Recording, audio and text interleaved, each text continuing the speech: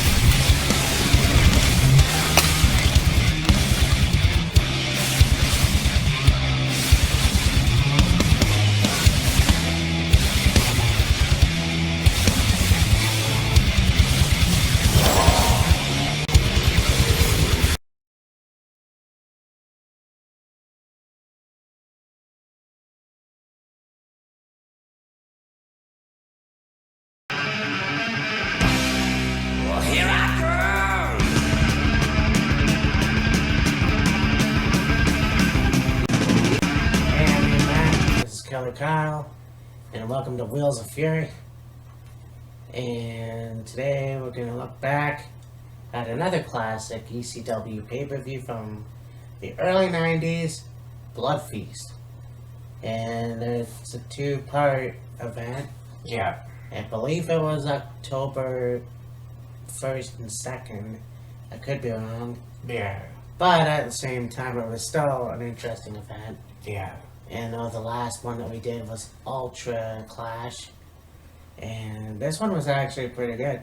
So, yeah, when you have two-night events, you really gotta be careful because you don't want to have the crowd not invested. Yeah. But you don't want to get too carried away with your talent, because I noticed that watching the review for this particular event, the second part of it anyways, there was a mass use of multiple talent on the ECW roster for this event, and it's like, I thought that the ECW talent pool was large enough that you wouldn't have to double book, maybe triple book talent, but I guess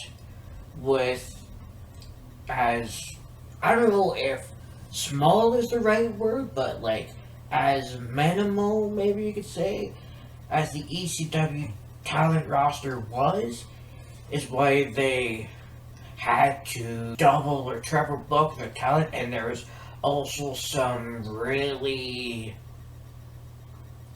random, odd, unusual, and kind of ridiculous title changes in this show. So, yeah. But also the fucking ironic thing, you call it Bloodfeast and there's no blood! Yeah. At least I didn't see any. No. But it was a good show, I gotta say. There's one match where I thought it was kind of the absolute train wreck shits. But we'll see it later, I guess. So do we begin? Hell yeah. So we go on to the ECW Tag Team Championships. We got the team of Johnny Hotbody and Tony Stetson versus the Sandman and JT Smith. And you know, when we saw this at Ultra Clash, and the Sandman, you know, not only young, but a guy who's completely different from the Sandman that we're used to. Yes. The chain smoking, beer drinking, cane swinging madman. Fuck. But it goes to show you how you have an evolution of a character, and we'll get to that later. But Sandman definitely was something different. Oh yeah, for sure. And I mean, the things he did in this match, the double clothesline, crossbody on the two guys at the same time. Yeah. Various other things. So, I mean, Sandman and JT won. And I believe Terry Funk was on the outside. Yeah, Terry Funk was in the corner of Sandman and JT Smith. And you think, okay, after the match, something happened, and Terry Funk got pissed off at Sandman, and he starts wailing on him with a shoe. Was that the match? No, it was a chair. A chair. Oh yeah, right. That was crazy. Mm-hmm. But again, this was a good match. I really liked it, and we'll just see from the next one, I guess. Yeah. So we have another cool look at a young version of Tommy Dreamer and Tasmaniac. And holy shit. Of course, it was his basically introduction to ECW before he became the human suplex machine we all know and remember, and I guess some of us love, some of us don't, but I digress. Well, you look at the guy like Tommy Dreamer, and yeah, his character was different, but the guy fucking moves. Oh, yeah. And, you know, with ease. And you saw moves from him that you've never seen him do before. Mm-hmm. But just kind of watching him on Impact now, and it's like, it's not the same Tommy Dreamer, but in a way it kind of is. I don't know how to explain it.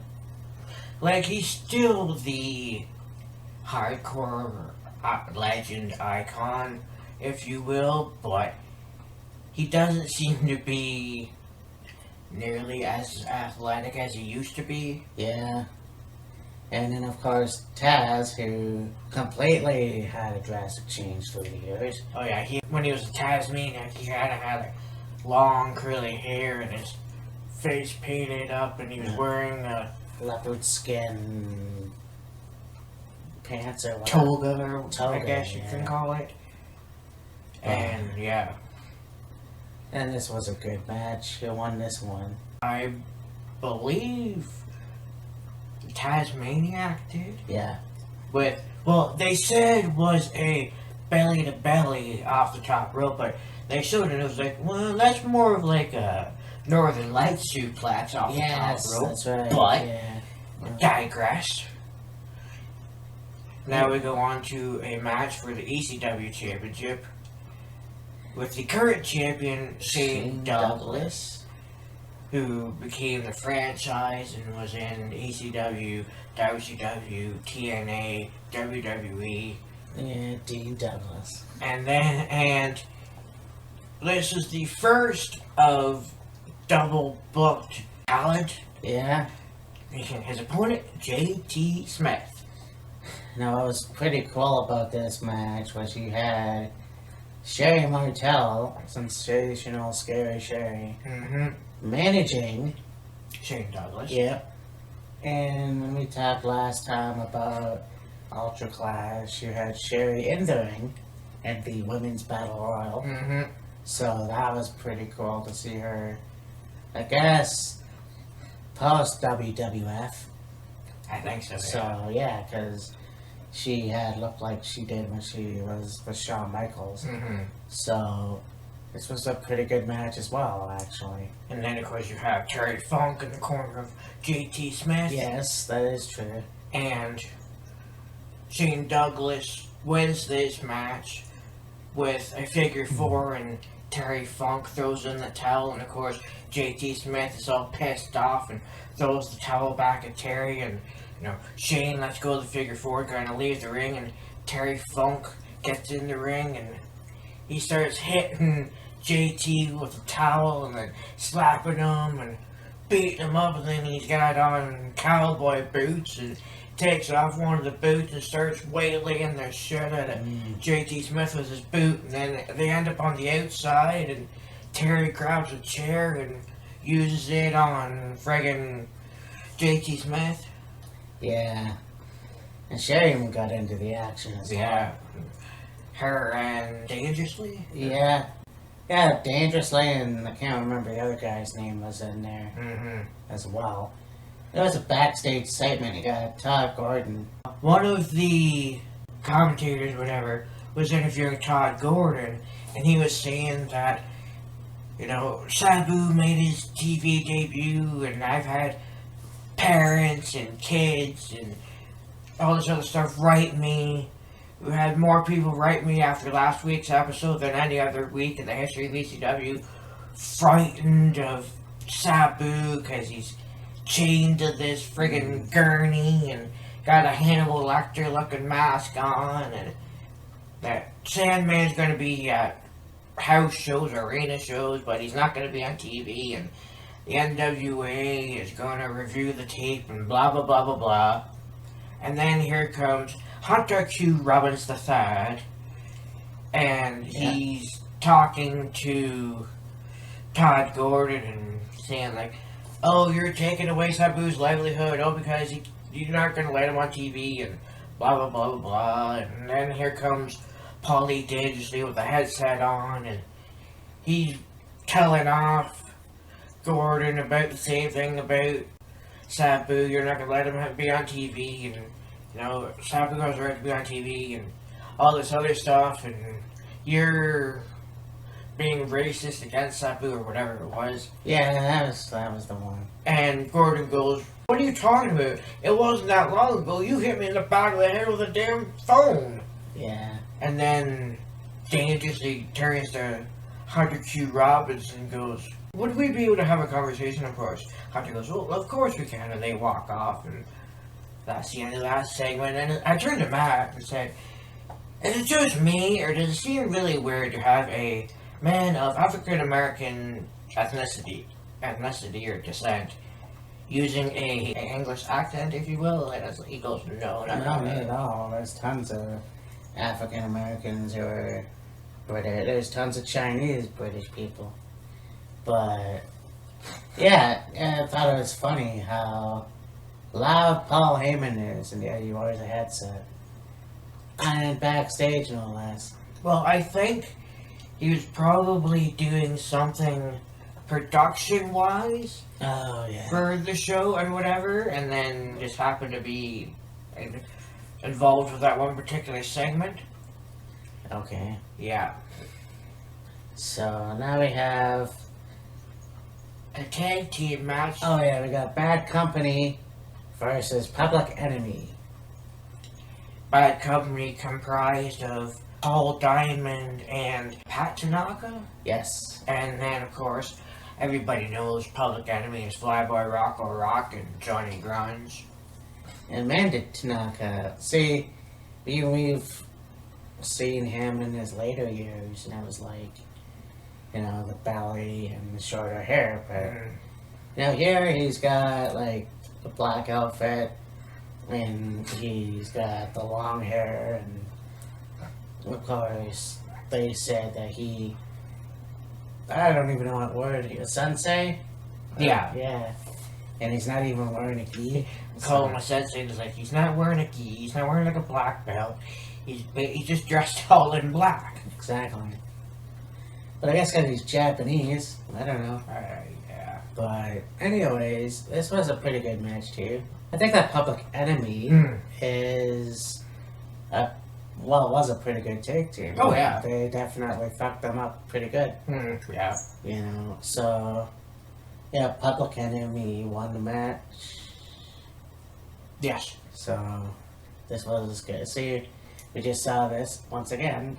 But yeah, Public Enemy won, and we'll see them later in the night as well. Yes.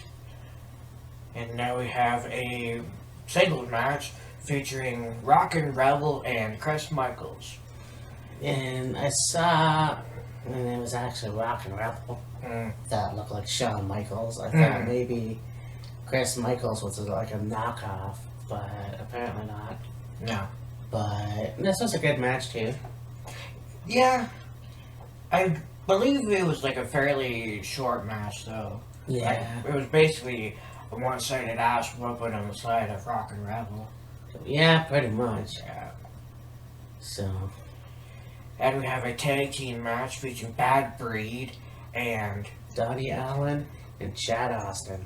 And of course, Bad Breed was a tag team comprised of Axel and Ian Rotten. Yeah. This match was pretty good. Yeah, this match was fairly good. So, yeah, who won? Was it Bad Breed who won? I believe so, yeah. So, we then go on to this match. We got the former rivals from the 1983 Steel Cage match of Don Morocco and Jimmy Superfly Snuka, who took on Bad Company. And this is the one. This is the one where Bad Company, like, Don Morocco and Jimmy Snuka come out and they get in the ring and they're waiting for the arrival of Bad Company, and they start making their way out to the ring and they get clobbered from behind by Public Enemy and some steel chairs. And apparently, Joey Styles, who was on commentary at this point, called it a thug beatdown or something like that. And it's like, this was a thug gang beatdown. Wouldn't they be using, like, baseball bats? Yeah. Or another kind of weapon that's not a steel chair? Of course, while that's happening, Snuka and Morocco are like, oh, fuck it, let's just go at it ourselves. Yeah, they start throwing shots at each other and then they hug. Yeah, this match was the shit. And I was like, okay. I mean, I'm sorry, I didn't pay my hard-earned money to watch that. Yeah. But, anyways. And then I guess there ended up being some technical difficulties, and Yeah. they showed the replay of the entrance and the beatdown by Public Enemy like 4 or 5 times. About that, yeah. And it's like, what did the person doing the replay hit the button and then take off to the pisser or something? Something like that. I mean, Or go get a coffee or... kind of funny how, if this is new technology, how people try to master that. But, yeah, I thought that was a bit much. Yeah, like, if you're gonna show a replay, okay, fine, but a little excessive with the replay button or whatever. So now we go on to Chad Austin versus Jimmy Snuka. Mm-hmm. And, yeah, that was okay. Yeah. So, no, I mean, It was basically Jerry Snuka beat up Chad Austin, gave him a slingshot suplex a la Tully Blanchard and pinned him. yes, exactly. So, yeah, that was not. There was another Legends match, basically. A legend beating up another guy. Yeah, basically. So now we have the main event. We got the big brawl in a cage. With Bad Company, Public Enemy, and the Bad Breed.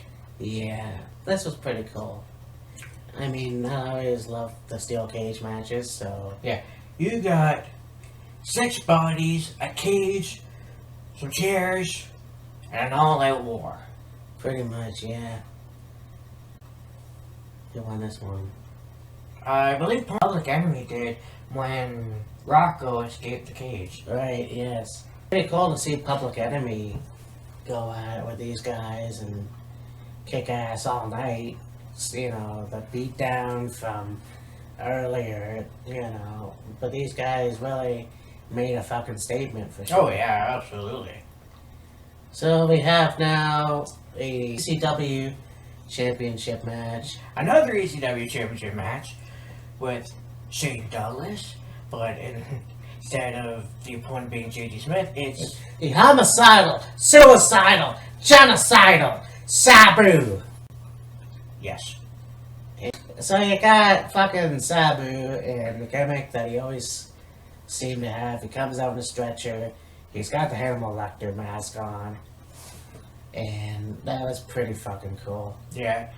He gets in the ring, he beats up Shane Douglas a little bit, body lives, moonsault, 1, 2, 3. Your new champion, Sabu. Yeah, this was a good show. And you know, Sabu definitely one of the guys that made their first appearance in ECW. I mean, there was a lot. You got Tommy Dreamer and Taz, Sabu.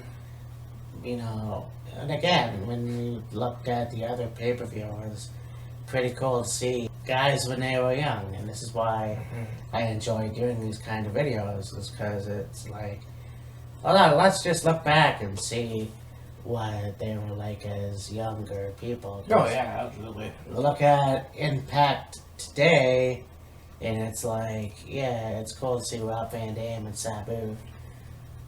I mean, my brother was there in Toronto, and he said it was pretty good for, you know, what it was. Yeah. See older guys that recaptured their youth or something. I don't fucking know. Yeah.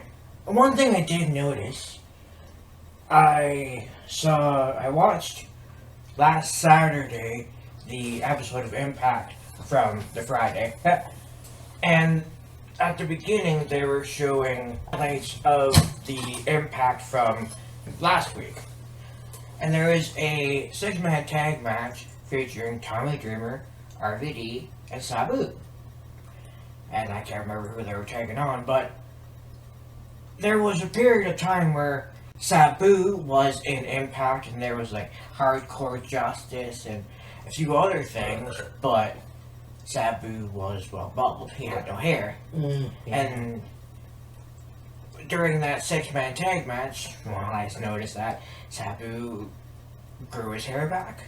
Yeah. Now I don't know if Sabu just decided to shave his head for a period of time, or maybe, I don't know, he had a cancer scare or something. I don't know.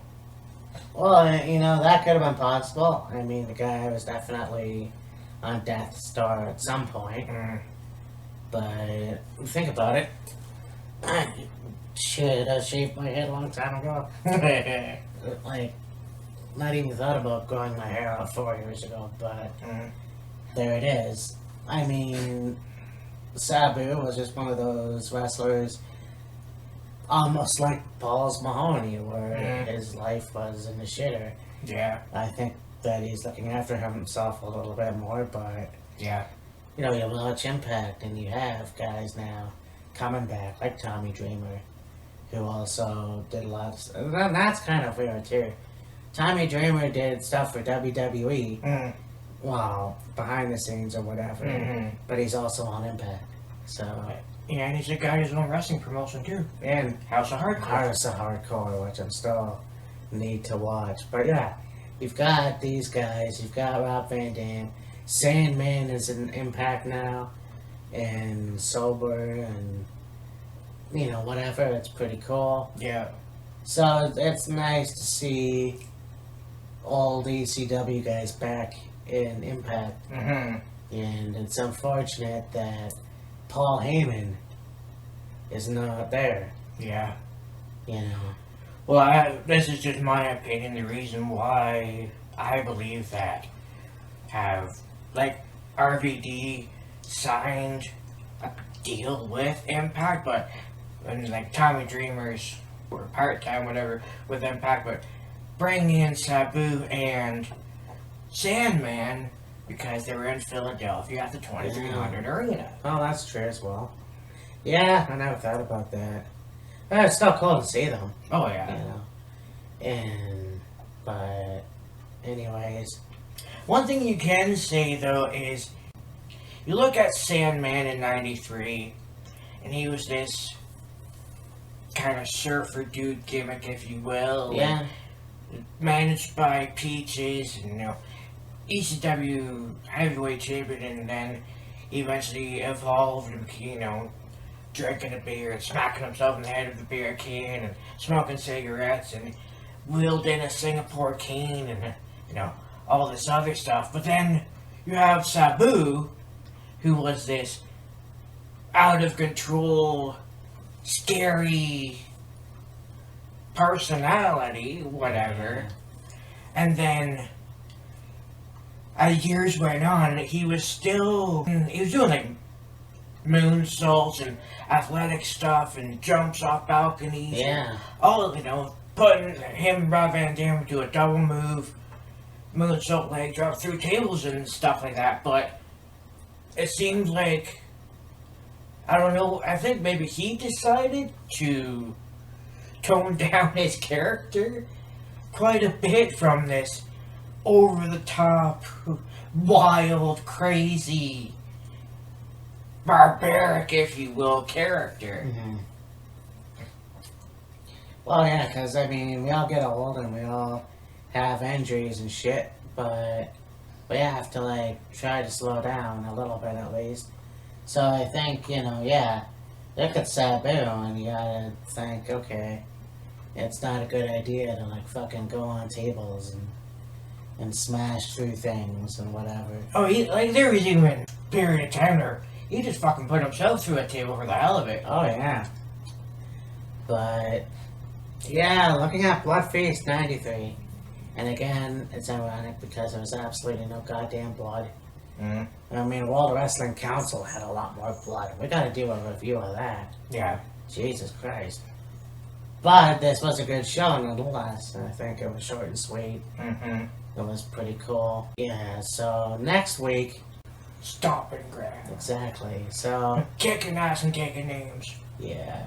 Let's look back at a pay-per-view I wish we would have done, but unfortunately I was out of action. TLC 2018. I think that, well, the match I saw at least was where Asuka won the championship. Yeah. So we're gonna look more into the matches and let's talk about that. I thought about doing it earlier or later in the year, but I figure what the fuck. Let's just do that next week. Mm-hmm. So, yeah, any last words?